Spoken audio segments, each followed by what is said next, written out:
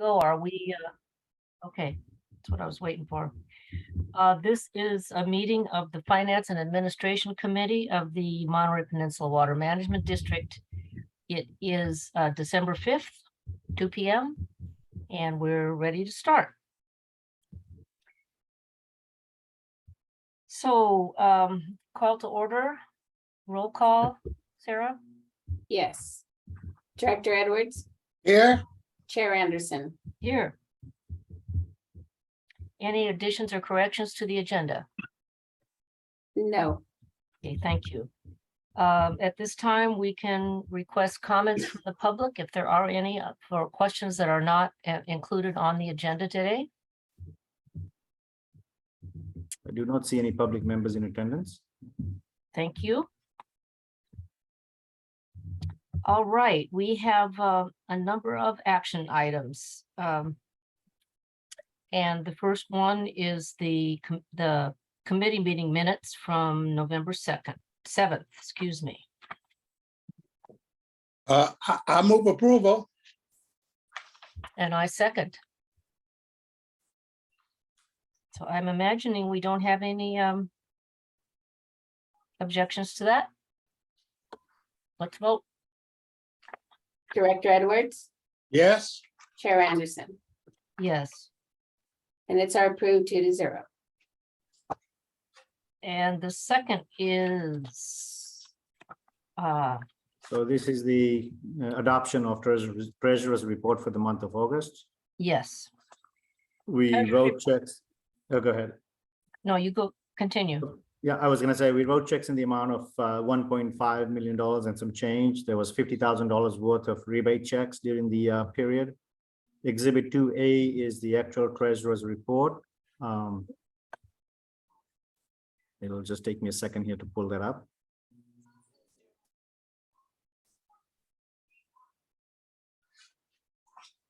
And my net is not cooperating as it's supposed to. So I can't see the, oh, there you go. So we started the month with $19 million and we ended the month with about $19 million. There was some shift in there, but basically all of the checks being written and money coming in, it kind of like pretty much offset each other.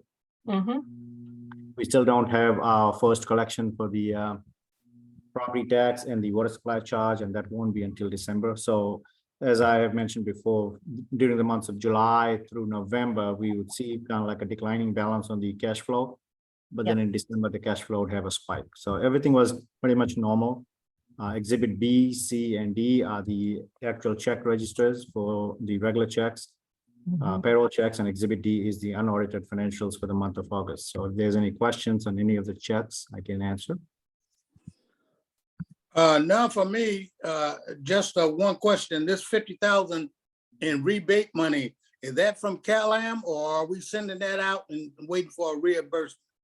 No, so those are all pre-funded by CalAm. So what happens, Director Edwards, when rebate request comes in from individual customers, we compile them every month. And then at the end of the month, we bill CalAm for those rebate amounts. And then CalAm writes us a check. As soon as they write us a check, then we go ahead and write checks to the individual customers. Oh, okay, okay. Okay, thank you. That's almost twice what our usual monthly rebate is, isn't it? Yeah, correct. It's roughly the average is about $25,000 a month, but we did have some checks in August. So there were some big checks. Oh, this is a couple of months. This is the whole quarter. Yeah. Hey. Go ahead. And just one more and I'll make a motion to approve this. Hey, how do they do that for every month, or do they do it on a fiscal year like we do, or do they do it on a yearly basis? CalAm's accounting year is a calendar year, so they have January Okay. through December. Okay, thank you. I move approval. And I second that. Okay. Director Edwards, Approval. Chair Anderson. Yes. Motion passes 2-0. Okay, we have 3 people in the public, so in case Director Edwards, those are staff members. Oh, staff, huh? All right, good. They listen to me. Okay, thank you. So we're to consider the adoption of the treasurer's report for September of 22. Any comments, Suresh? Yeah, so just the basic comments, we wrote checks in the amount of $1.9 million, slightly higher. We did pay the purchase order for Monterey One Water during this period. We also wrote about $28,000 worth of checks for rebates. And as you had mentioned, Director Anderson, this is about the norm, 25, 28,000. Last month was a little over 50,000. So this one's for the month of September, pretty standard. We did start the month with about $19.7 million in the account, and we finished the month with $19.5 million, so about $200,000 change in the balance. Mhm. And Exhibit B and C are the regular checks and payroll checks, and Exhibit D is the unaudited financials for the month of September. And a little later on the agenda, we will go through the quarterly financials for the month of July, August, and September. Yeah, for the quarter. Correct. Okay, I don't have any questions on that. Director Edwards, No question, I move approval. I second. Okay. Chair Anderson, Yes. Director Edwards, Yes, motion passes 2-0.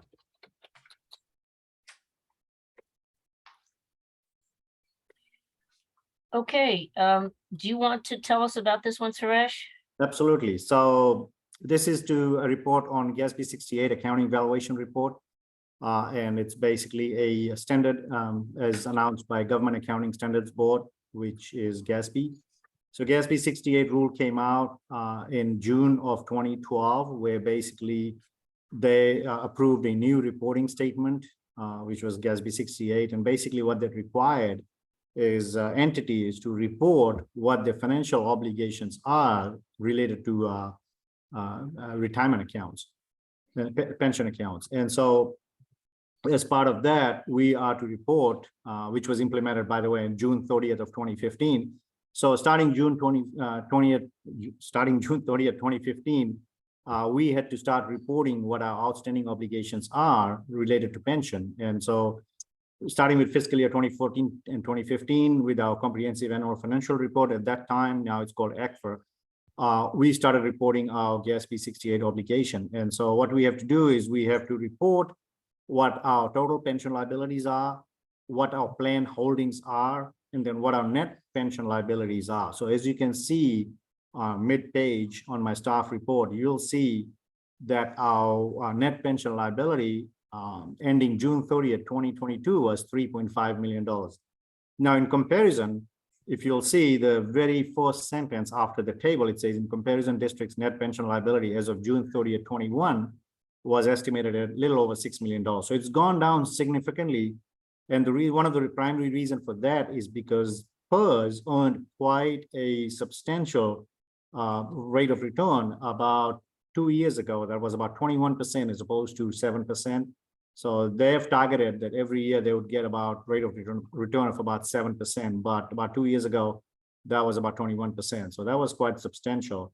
And that what boosted our net assets in the plan. So you'll see our pension liability was $24 million. Our net assets was $20 million. And so the net delta, the net pension liability was a little over 3.5. So this will change. It'll vary from time to time. And when PERS gets significant rate of return, yeah, of course, it's going to drop our pension liability back quite much. On the hindsight, last year, PERS did not do so well. So that number is going to come out next year, and you'll see that $3.5 million for next year gets reported a little bit higher. So it always fluctuates. With the GASB 68 reporting, what it said was just to report the liability. They don't require us to fund it. There's no requirement for funding it. But what happened was about 3 years ago, in 2018, 2019, we started including about $100,000 each year towards our pension obligation. And so as of June 30th, 2022, we have about $400,000 set aside in the net pension liability. So the goal for the district is this. Every year, we want to set aside some money. At some point, about 10 years or 15 years, we would have substantial money set aside, and we can always point to them and say, hey, look, that's where our net pension liability obligation can get paid from, is that we have these set aside funds that's in our control, board's control, and it's not with PERS, it basically sits with the board. So we are, trying to create some side funds so that this pension liability can always be pointed at and said, we've got a set aside assets put aside. So that's what this GASB 68 is basically just reporting of the net pension liability. Thank you. That's interesting that they didn't stipulate the requirement for funding.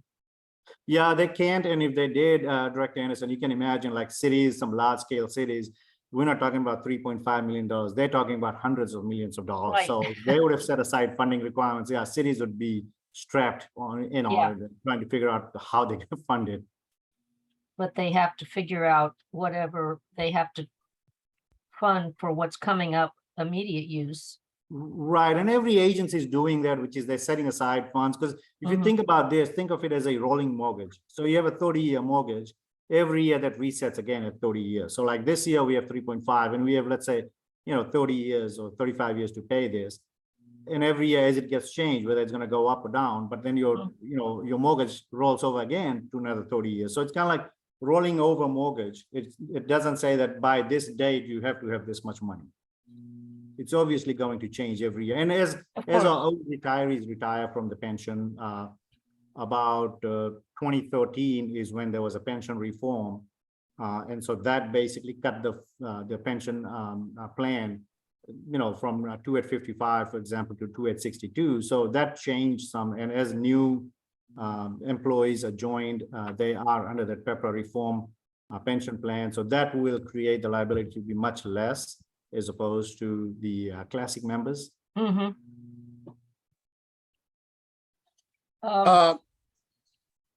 Go ahead. Thank you, Chair. Okay, that was a good verbal report. Now, what do we have planned for the board meeting? Is this on consent? Or are we gonna make it a little item? Your first few words, when you talk about the 21% versus whatever, that sounds good. I would love to see a slide on that to show the public. Yeah, we can do that. It was planned to go on as consent calendar, but Director Edwards, we can make it a non-consent item. Yes, because the public like to see where their money going, and I like to tell them where their money going, and especially when we're funding something and we're doing good in it, and there's a cutback on that cost. So we need to show that if we can. Yeah, I don't need okay, thank you. Just the good stuff, and you can throw in some of the bad and say in the future it might look like this. I appreciate that. Thank you. Good suggestion. But I move approval of this. Second.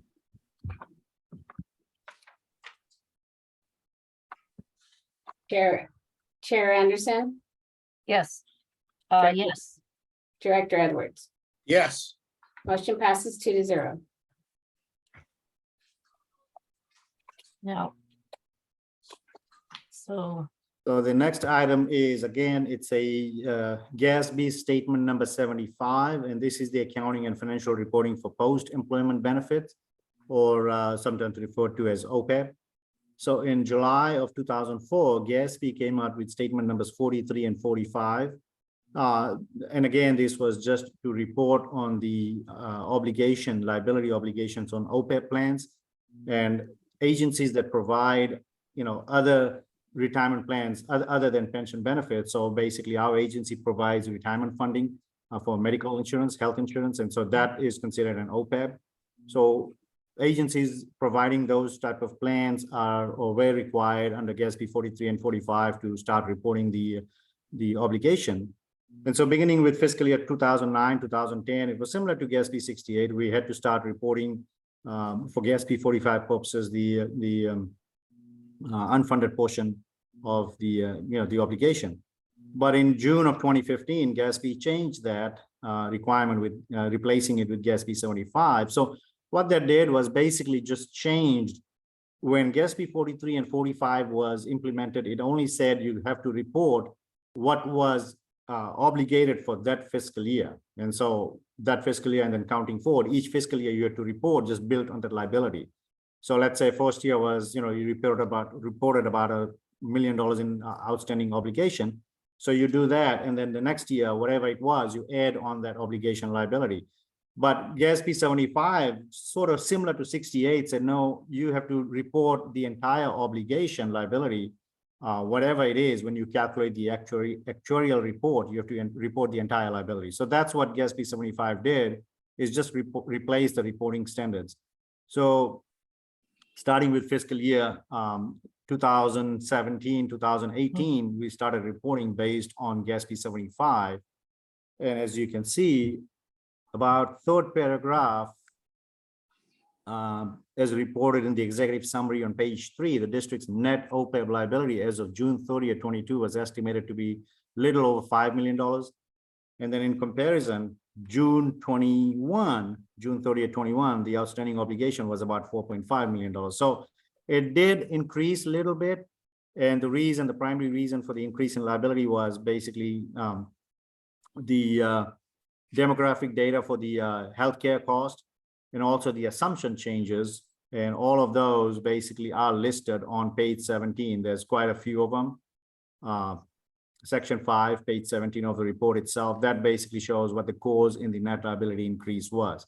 So it is a little bit higher, about $500,000 higher than last year. And again, this one also does fluctuate based on the actual employee data. Now, keep in mind, some employees may quit the district and never exercise to use the benefit. We've had a couple of retirees, we've had a couple of members, employees that have quit and never drawn upon the retiree health care benefit.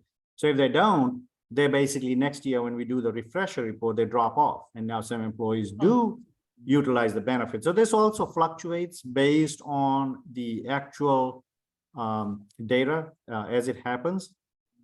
We can only report what it is. When we report, we have to assume that every employee at the district is going to draw upon that benefit. And when it gets closer to the retirement, or when it gets to their retirement date, if they don't use it, they will drop off the liability calculation. The other thing to note is that the annual OPEB expense for us is about $290,000 a year. And that's again, based on the calculation. So far, we have about 14 retirees on the district's plan, and we are paying on a pay-go cash basis about $140,000. So if we were to calculate the current year's obligation, you'd basically take the $290,000, which is the actual OPEB expense, you'll minus whatever cash you are paying. And so that would be about, the difference, I believe, is about $142,000. Sorry, the difference is going to be about $147,000. So you can say that if we funded another $147,000, we'd be making meeting the annual OPEB expense, the amortized cost of $290,000. We'd be meeting that. So we're not quite meeting that, but we are somewhere close, because starting with 2018, just like on the pension side, we've started setting aside about $100,000 each year towards the OPEB reserve. And so that money we have so far about $400,000. So if you take, when I did the $290,000, the OPEB expense, we pay on a pay-go basis $142,000. The difference is about $147,000. You can say the $100,000 is already set aside every year. So the net difference is only about $47,000. But again, GASB 75 doesn't require any funding requirement. It basically says you have to report the obligation. That's what we are doing. But the prudent thing we are doing is, starting with 2018-19, as I had mentioned, we are setting aside money. So at some point, 10 years, 15 years, we'd have substantial money set aside, and we can point to that and say, this is what can fund the outstanding obligation for the OPEB plan. I have a question for you, Suresh, and it's the third sentence after the number 1 that's in parentheses. If you could tell me what this means in just straightforward English. Less favorable actual demographic experience. what, what does that mean? So basically, that's the language from the actuarial Yeah. people. And so basically what it is the healthcare cost versus the actual experience, which is when the retirees are drawing upon the benefit. So for example, assume that we had assumed that an employee would be drawing the maximum benefit, $1,300. But the actual healthcare cost was much less than $1,300. So let's just say, and this goes on that 14 retirees we have. Okay, So we had assumed that they were going to be using the higher amount, but actually the actual retiree cost is much less than what we had expected. And got so it. that actually is a favorable thing. It actually decreases the liability. Yeah, it's an interesting phrase, actual demographic experience, but I get it. Thank you. Mhm. Yeah, So- the actuarials like to be fancy in their words. Yeah, I just see that. So how long do we keep retirees on the plan? It's to its perpetuity. It's forever until the employee expires. What? That's what Oh, the that's plan is. Well, can we change that to up to 65 when the employee goes on Medicare? Yes, so that is actually part of the requirement in our MOU. So when the employees go 65, it's mandatory for them to join Medicare. And so it actually substantially drops the rates, the retiree health benefit rates. So those 14 employees have not? Oh, no, so there are some that are actually 65 and they have joined Medicare. And so their rates have actually dropped. Okay. Okay. Is this one on consent too? It is on consent, correct? Well, hey, it's business and it's money. And my saying is, let the public know. So talk to Dave about it. I like to see it as a quick action item. Okay.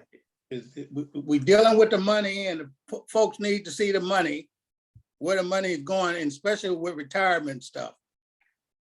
All right. I move approval. I second. Director Edwards, Approval. Chair Anderson, Yes. motion passes 2-0. So now we're going to the first quarter financial activity report. This Yes, is- so item number 6 is the first quarter financial activity for fiscal year 22-23. So the first quarter covers July through September Mhm. of the fiscal year. For the fiscal year, for the first 3 months, the revenues collected were a little over $4.1 million, which is about 50% of the budgeted amount. So what we do is we do the 3-month budget. We take the entire budget, we divide it split into the quarters. And so for this current quarter, the expected revenue was about $8 million, but the revenue was about $4.1 million.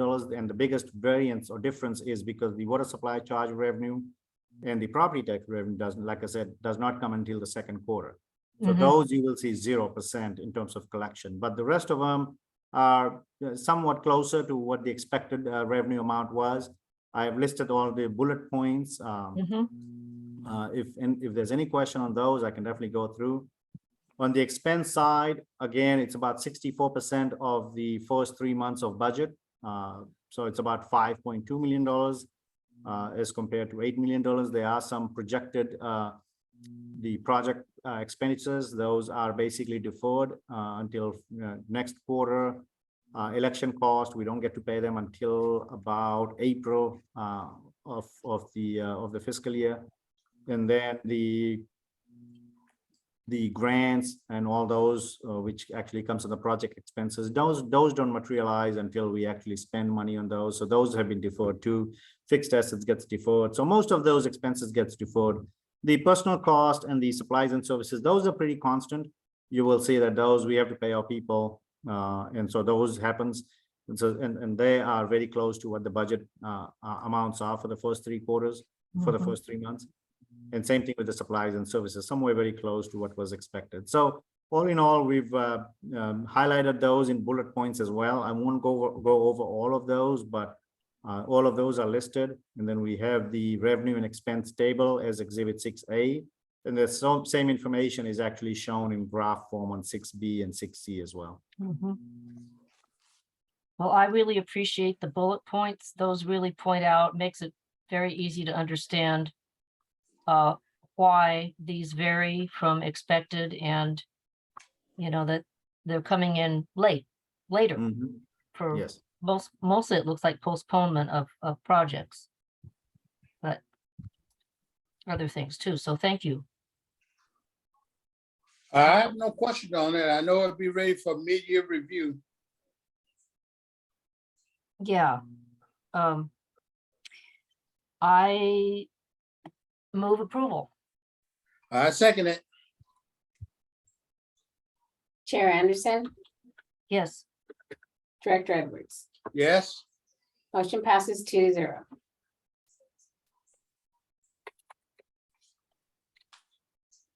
And now we're on our investment report for the same period for the first quarter. Yeah, so this is the first quarter investment report for fiscal year 22-23. Again, this covers the period July, August, and September of the Mhm. fiscal year. And basically, we have determined that these investments include sufficient liquid funds to meet the anticipated expenses as required in the investment policy of the district. And this portfolio is also in compliance with the California Government Code and also the permitted investments of Monterey County. So we are in compliance with the investment policy that the district adopts each year in January. The actual Exhibit 7A, you will see that where our funds are kept, local agency investment, as you can see also the rate of return on those. It's about 1.35 is what's being yielded right now. The money market and checking account, those are basically just like an operating account, money in, money out. And then the multi-bank securities, which is basically all the staggered CD accounts, you'll see the par value, the cost basis, and also the market value. And then also the rate of return. So on average, with the staggered CDs, we are getting about 1.9%. About a year ago, the interest rates were not as favorable. So you'll see some lower yielded CDs there, but towards the end, you'll see they are in the 3% ranges and even a 4% range. So the interest rate in the last 6 months has really been favorable. So all of the CDs that are being renewed, they actually are yielding is about a little over 4%, some close to about 5%. You'll see next quarter report will have some yields of about 5%. So we getting back with some good CDs. And so that's going to continue to happen until the Fed decides otherwise.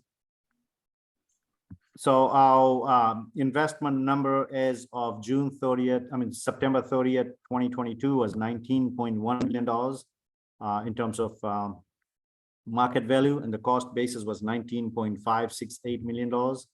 And that's all that combined bank account balances. The bottom part is basically just for reporting purposes, which is the CORD and PBCSD, the reclamation project. We only report on these numbers. The actual operations gets done by CORD, but as you can see, the number there is about $866,000 in the bank. And that's just for reporting purposes, as I had said. So if there's any question on the investment report, I'll be happy to answer. No questions from me.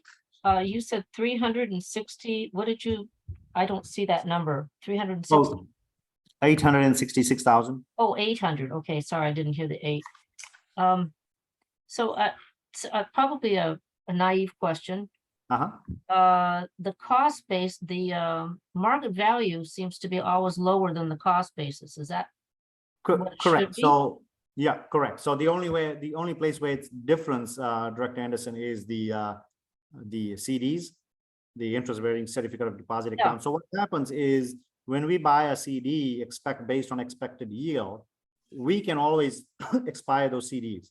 But what's going to happen is you're going to end up having to, when you sell a CD before its expiration, you'll actually get to sell it at the market rate. So you can imagine if a CD we bought at 1.8%, for let's say $250,000, and now the market yield is so much far greater than 1.8%. It's about yielding about 5%. So if you were to go out and say, okay, I don't want the CD anymore, I want to sell the CD, you won't be getting anywhere close to 250,000. You'd actually be getting somewhere close to about 230,000, and simply because it's not a favorable yield CD. So the market value will go down for those CDs. And it will only affect the district if we were to expire the CDs before its maturity. Got it. But Okay. we don't do that. We hold the CDs up all the way to the end. But Yeah. we still have to do the market value of the CDs and market value of all the assets. So that's where the market value is Yeah. so So much that's- less than what it is. Time dependent before maturity. Correct. Time and yield dependent, actually. Yeah. Thank you. Suresh, the mechanic bank loan that we have, have the interest rates been raised on that? No, that's a fixed rate loan. Okay, thank you. I have no other questions. Move approval if we have to. Second, Director Edwards, Approval. Chair Anderson. yes. Motion passes 2-0.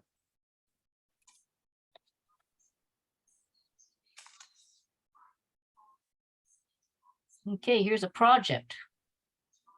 Is a IT project, so Yeah. it's quite a large expenditure, but it is a absolute needed project. So this is to authorize expenditure for purchase of a storage area network equipment and what's commonly referred to as a sandbox, SAN.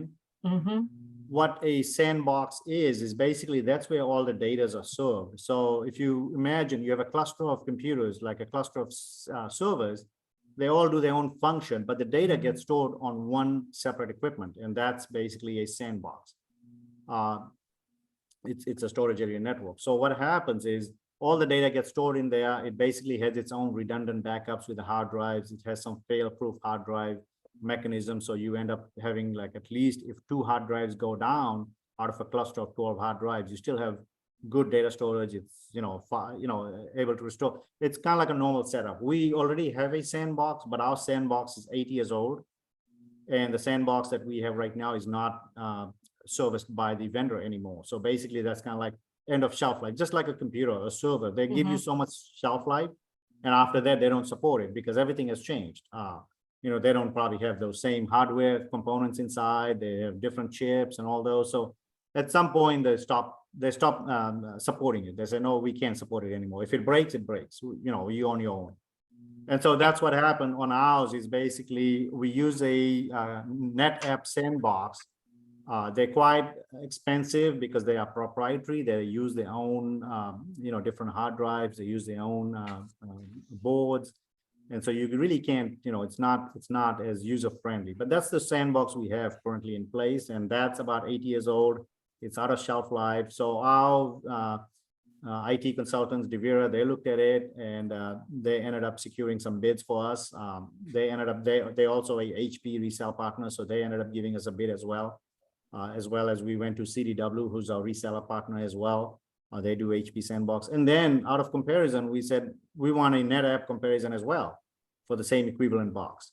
And so you'll see mid part of the staff report, Devira's HP sandbox came at 139,000, CDW's came at 141,000, and NetApp came about double the cost, 307,000. All of them are the same equipment, except NetApp sandbox is their own proprietary box, but the capacity, the storage area, the components are all same. They all come with 24 bay drives. We only planning on filling 12 bay drives. So this will basically leave us a lot more room to grow and expand in the event, let's say, our data size requirement changes. Right now, we use about 24 terabyte of data. All of these sandboxes that we're going to equip with is going to be about 48 terabytes. So the standard rule of thumb is you take your data size and you do it 1.5 times your data size. So if you do 24, 1.5 is about 30 terabytes. So that's what's required, but you can go 30 terabytes. So we ended up going 48 terabytes because each of those 12 bay, they all come with 4 terabyte drives.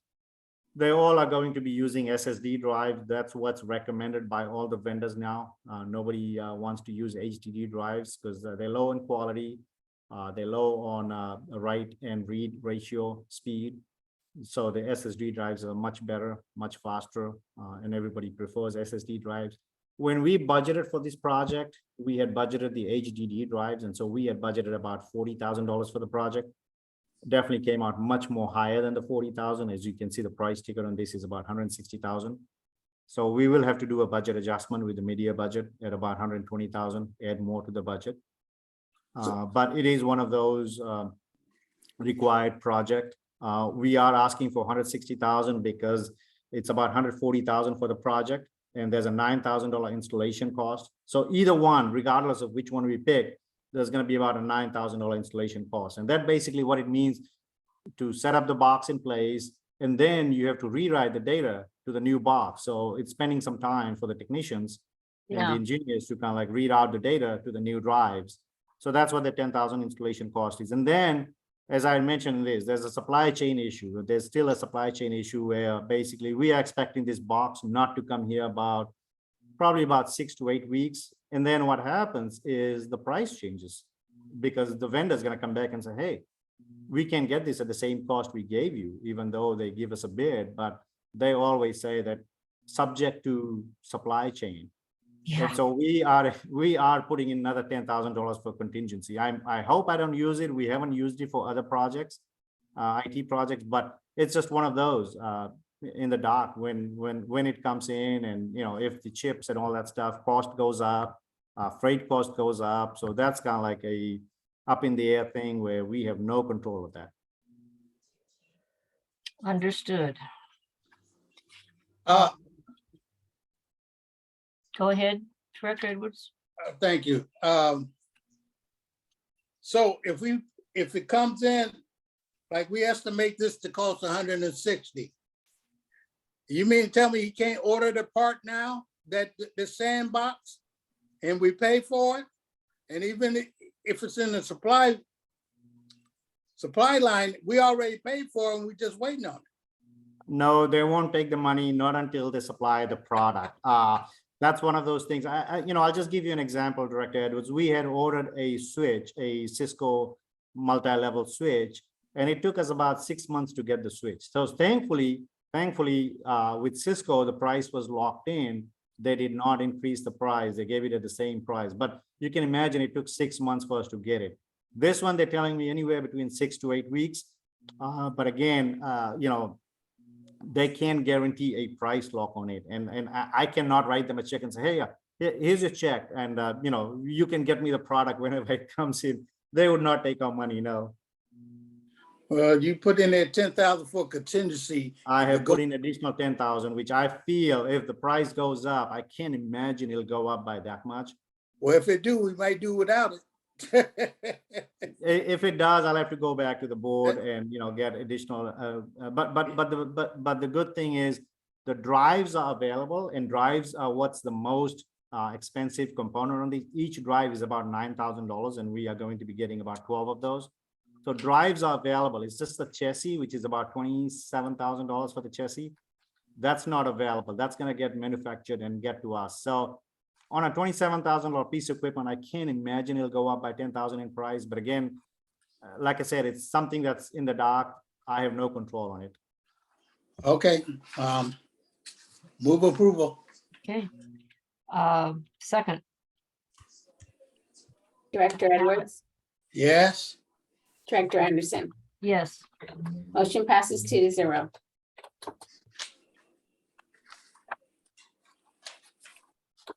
Okay, so I am glad to see this next one, the boardroom audiovisual upgrade. Because I remember last time attending those meetings, difficult to hear, really difficult to hear. So I hope that this is going to address the fact that when a director was speaking and they turned even a quarter of a turn away from their mic, you couldn't hear it in the, the overflow room. So this is I'm all for this. Joelle, you're on Yes. the list. All right. Let me shut my door really quick. Good afternoon, Chair Anderson, Director Edwards, and everyone else. The district is looking at replacing its aging AV equipment located in the main conference room. And this also includes equipment found in the district lobby and media room to facilitate and host board, committee, and other necessary meetings of the district. The district has collaborated with AMP Media, Devera Inc. to identify work to be done in these rooms and have submitted quotes for both equipment and labor of approximately $45K. At the board's May 2022 budget workshop and the adopted budget in June of 2022, the board approved $55K for board AV enhancements, and the quoted amounts found in the staff report and the exhibits show that it is below the overall budget. So in short, the $45K are the known knowns or things that our vendors have identified. Staff is also requesting $20,000 in contingencies to proactively move forward with this project and complete it hopefully by the end of December. But for sure, this entire project needs to be done no later than February of 2023. The $20,000 in contingencies is needed because yes, Devera and AMP, they did do several walkthroughs. However, when they actually work or start on the project, they might identify other needs to be done to those 3 rooms. Also, just to echo what Suresh said, there might be some procurement lead time issues or supply chain issues with materials in respect to equipment. So if we do run into those issues, we want to come up with alternative solutions, and that may or may not drive the cost up. And then also the $20,000 that we're asking for is to identify other needs to be legally compliant with the Brown Act, open meeting laws, and the Americans with Disabilities Act, just to name a few. Because of those things and uncertainties, staff is requesting that the Finance and Administration Committee recommend to the board to approve the budgeted funds not to exceed $45K plus $20,000 in contingencies. Well, I read this pretty carefully. I don't have any questions. Director Edwards? Well, 20,000, I don't know. Right. No, we've been, And Director Edwards, just as a note, when I was drafting this report, the last time this report was presented to the board was back in 2017. And in Mark Dudley's report, it did state that the board conference room and its equipment was 15 years old. It is now 20 years old. So I'm not really too sure what we might be getting ourselves involved in and what might need to be upgraded or enhanced. okay. Mhm. So you're not thinking about any more new monitors, like those 2 big TVs in there, or 3 that we got? Do we need to upgrade them? That is a question that I did ask Devera. And the reason why I asked that question to Devera is I have several concerns. One is if our current technologies or equipment will tie in together with the TV screens in the board conference room. So they'll be taking a look at that and all of the other equipment that's found in the board conference room. And you decided not to call in anybody else to look at that besides Devera and AMP? I like to get 2 or 3 people to look at that, and get different bids like Teres did on this computer thing. But if you happy with Devera, I guess that's what we got to get stuck with, because it take time for you to do what you should have did. So Yeah, Director Edwards, let me chime in on that in terms of. Oh, getting yeah, that help 'em out. from- Yeah, so basically, when it comes to any IT needs, IT parts of it, we do not want anybody else touching our system but Devira. And here's the reason why, because that AMP room computers are going to get hooked up to the network itself. So Devira is responsible for creating that network. They'll be creating a separate subnet for that. But at the end of the day, it is part of the computer network. And so we want to make sure that Devira is the only IT people that's touching the network. Because if somebody else touches the network, then it basically gets out of Devira's hands as well. And then we don't know what kind of, exposure we have, because this system will be open to the world, to the outside cloud as well, for uploading the videos and all that, and streaming it live using the AMP services. Also on the AMP part, they are the primary people responsible for doing any of those AV works for the district. I mean, they are the ones responsible for doing live streaming. And also that system is connected to their system so that they're able to live broadcast to their network itself. So those are the two vendors that's going to get involved. You really can't have another vendor involved with it. And so they, Devere is providing the network side of it. They're doing the cabling and tying it into the network. AMP is providing what type of equipment is needed and how it's going to be tied to their network. So that's why those are the two preferred vendor choices. Okay, Suresh, you helped him out pretty good there. I'll move approval, but one more question I got for you. When we go out for these bids like we did on the last one, that means those companies cannot touch our system, or Devere is the only one that's going to be able to touch the system? Because I feel like you sort of like wasting your time going out there getting bids and then they cannot touch the system. So do you understand what I was talking? Yeah, so the equipment comes in like on the previous one, the equipment's whether whoever we buy the equipment from, but the $9,000 installation cost, that's actually Devira. So Devira is going to be hooking up that system and connecting to our network and doing the data transfer. On Even if yeah, go ahead. Even if we would have brought it from another vendor? Correct. Even if it's from any Okay. other vendor, Devira is the one that's setting up anything related to the computer system. The same thing Okay. with Joel's project. Even AMP is providing the AV equipment and tying everything together. At the end of the day, Devira is the one that's going to make that system connect to our network. All right, I'll move approval. Thank you for that explanation. I second. So it's a security issue. Absolutely. Thank you. Director Edwards, Approval? Chair Anderson, Yes, motion passes 2-0. So the next two items, 10 and 11, are just informational items. If Mhm. any directors want to talk about that, we can definitely open that item. No, I ain't got nothing on it. yeah. And then the final two are discussion. Correct. Item 12 is the legal services activity for, again, July, August, and September. And the information is provided in a table in graph format.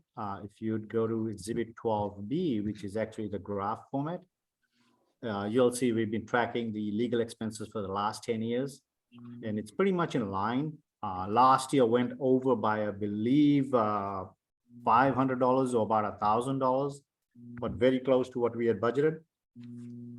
And then this fiscal year, for the first 3 months, it's right in line. Mhm. And again, we don't anticipate it going anything higher, but we still have 9 months to go. Or now we have about 6 months to go. No questions from me. Thank you for that. And then we've got the draft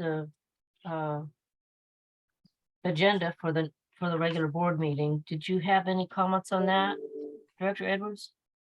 No, just those two items that they had up in consent. Make them a quick or whatever item or whatever, so Yeah. the to public can poll. know them. Okay, But that's all I had on that. I think Suresh heard that one.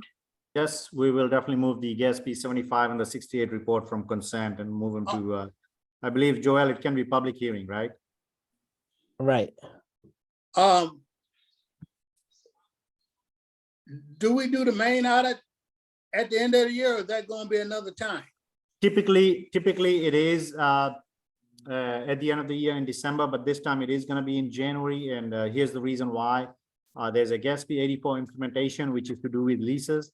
There's a lot of extra work that is required, and the auditors are not going to be ready at the end of December. So we have got an extension from GASB, GFOA to report our submission at the end of January. And so the actual audit is going to come to the board in January. Okay, that's good. All right, because I know that's a long drawn out one. I don't want, we want to be in the meeting all half the night here. And that's good.